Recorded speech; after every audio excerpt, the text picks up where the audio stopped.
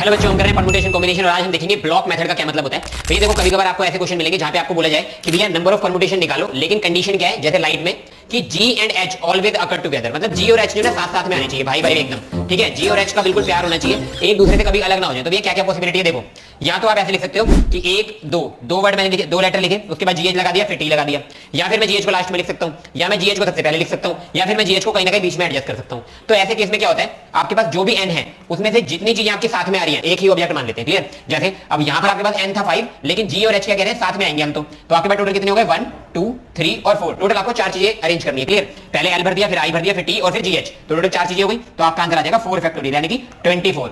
लेकिन इतना ही नहीं है, उन्होंने ये नहीं बोला कि ऑर्डर क्या है, हो सकता है H पहले आ जाए, G बाद में आ जाए, ये भी तो पॉसिबिलिटी है। तो भैया इसी तरीके से 4 फैक्टोरियल इसके भी बनेंगे। तो टोटल 24 उसके और 24 उसके, तो टोटल जो बनेंगे आपके 48 वर्ड्स बन। तो भैया G और H, HG भी बन सकते हैं, इसे हम कहते हैं इंटरनल कॉम्बिनेशन या इंटरनल परम्यूटेशन।